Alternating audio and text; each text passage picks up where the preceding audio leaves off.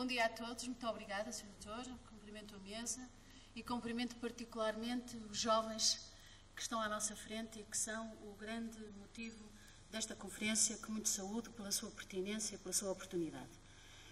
Eu gostava, primeiro de tudo, de agradecer ao Fórum Estudante por me ter convidado para estar aqui e poder tecer algumas pequenas considerações, necessariamente breves, e agradecer também o facto de terem escolhido o Politécnico do Porto. Para nós também é um prazer acolher-vos aqui.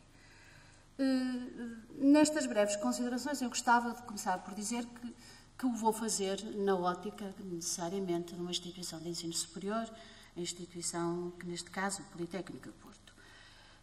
Como já foi evocado, de facto, o desemprego, e nós sabemos todos os dias, é um drama enorme, atual, que nos invade e que está presente nos nossos cotidianos e numa perspectiva progressivamente alargada.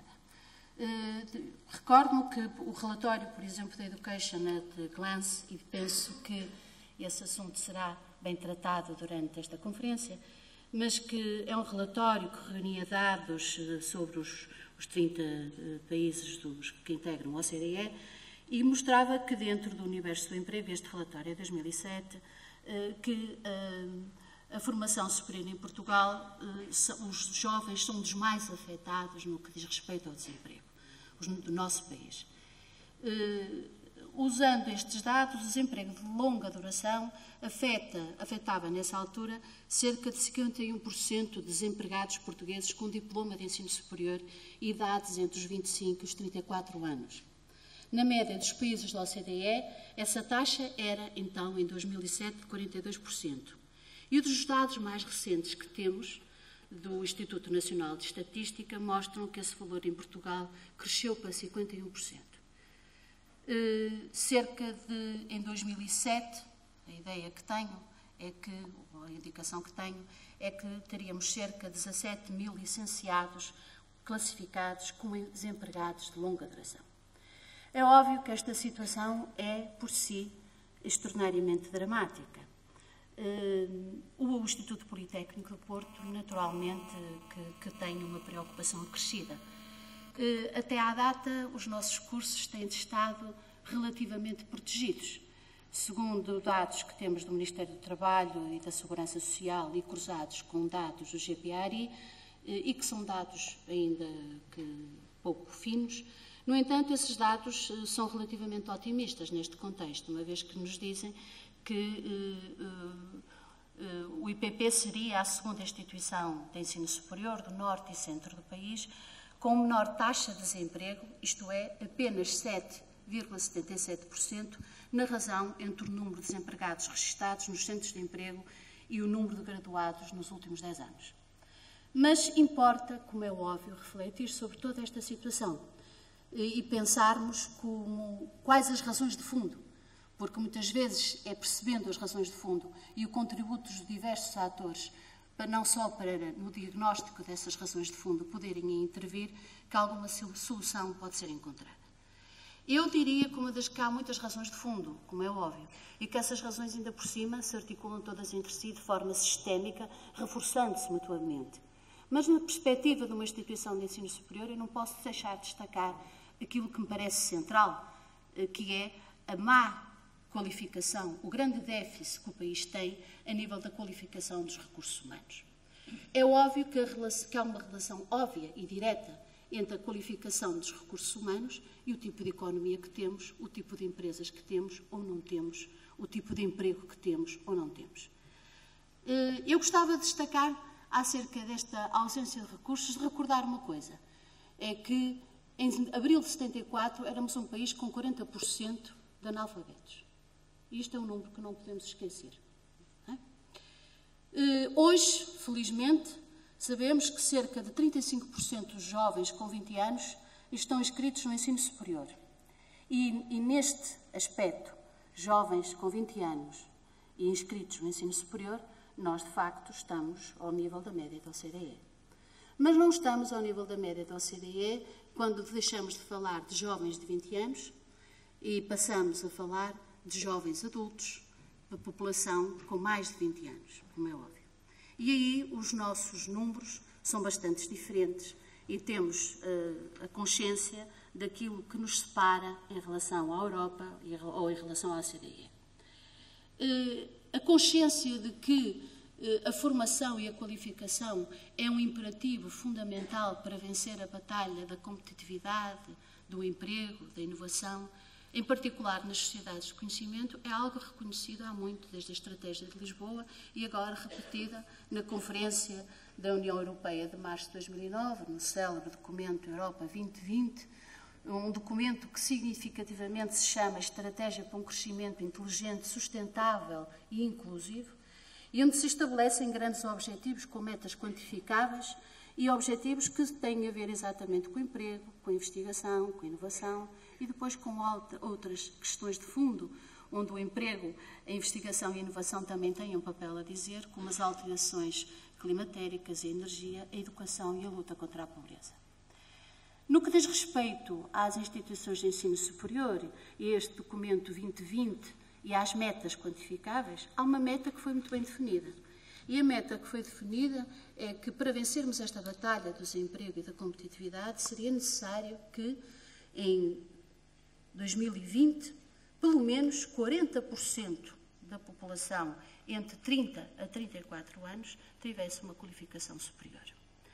Portugal está longe de cumprir este objetivo, ainda que eu reconheça que tem sido feito um esforço gigantesco, em particular da parte das instituições de ensino superior, para responder a este repto que foi lançado e que está presente nos programas de governo e que tem sido feito um esforço gigantesco para responder a isto. Mas gostava também, antes de terminar esta pequena intervenção, de destacar a parte mais crítica, pelo menos para mim, num ponto de vista. É que, se é importante fazer formação, não basta fazer formação por formação. Não basta termos mais diplomados por termos mais diplomados. É preciso que este investimento, porque é um investimento ao nível do ensino superior público, custa caro ao país formar jovens, é preciso que este investimento seja um investimento de qualidade e um investimento bem dirigido, isto é, adequado. O que acontece é que não temos nenhuma formação, muitas vezes, com a qualidade necessária, nem temos uma formação, muitas vezes, adequada. Há, quanto a mim, uma desadequação muito grande ao nível da oferta formativa face às necessidades das empresas e da sociedade em geral. Para além de uma má rede de ensino superior, temos uma rede muito vasta para um país tão pequeno, o que não permite a concentração devida de recursos e políticas que gerem qualidade e sustentabilidade. Eu diria que há coisas que toda a gente pode constatar. Há um excesso de vagas em cursos nos quais a empregabilidade é baixa e, por outro lado, também há falta de oferta formativa em áreas onde as nossas empresas, as organizações estão carenciadas e às vezes também estão carenciadas porque os estudantes não procuram essas vagas e não procuram muitas vezes essas vagas porque também não há uma política clara de esclarecimento acerca de quais as áreas prioritárias, quais os investimentos necessários, onde se deve investir, onde se deve procurar formação, onde há futuro para essa formação, independentemente das flutuações necessariamente que o mercado vai tendo. Se listarmos alguns clusters que estão identificados, em particular, por exemplo, no norte do país, e foi um trabalho que foi feito não só pela CCDR, mas por outras entidades, e esses clusters de desenvolvimento, onde seria necessário concentrar o desenvolvimento não é só em termos de fundos, onde é necessário investir, mas também em termos da qualificação de jovens, esses clusters estão identificados. E era necessário concentrar e articular uma política formativa e uma política de investimento em parceria entre as instituições de ensino superior, os atores no terreno, como as CCDRs, as câmaras, os municípios e as empresas, de forma a que esse investimento, sendo articulado, coerente e qualificado, permitisse a sustentação das empresas, a formação adequada de jovens para essas empresas e, como tal, a garantia de emprego. Eu penso que a palavra de ordem que está em cima da mesa, por menos para as instituições de ensino superior, é exatamente esta. É a ligação cada vez mais profunda com as empresas, com o tecido empresarial. E esta ligação só se pode fazer, não no final, mas tem que se fazer a montante. Isto é, tem que estar logo na planificação estratégica das próprias instituições de ensino superior. Esta planificação tem que ser feita cada vez mais em articulação com o mercado de trabalho e com a sociedade civil em geral. E tem que estar presente na concepção dos planos de estudo. E tem que estar presente nos modelos de ensino-aprendizagem dentro dos planos de estudo, potenciando cada vez mais a articulação do próprio ensino-empresa. E tem que estar cada vez mais nas atitudes e na valorização que o modelo de ensino faz dessas atitudes, as atitudes de empreendedorismo que têm que ser inculcadas e ensinadas, porque o empreendedorismo aprende-se e desenvolve-se junto dos jovens ao longo dos planos de estudo, ao longo da sua formação.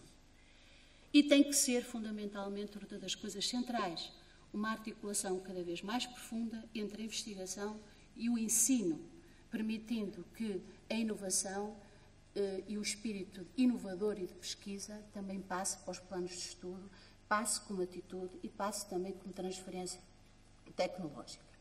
Ao nível do IPP, temos dado, ou procurado dar, alguns passos claros nesse sentido. Estamos a trabalhar, e há bocadinho conversava com o Sr. Pró-Reitor exatamente sobre isso.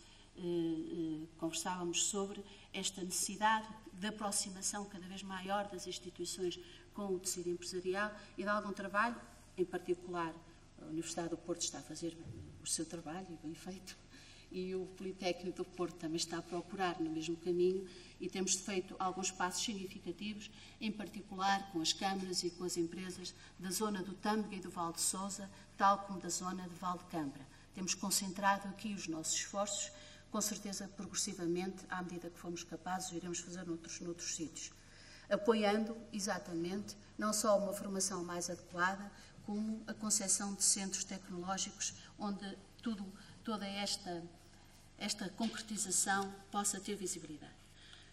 Gostava, ao terminar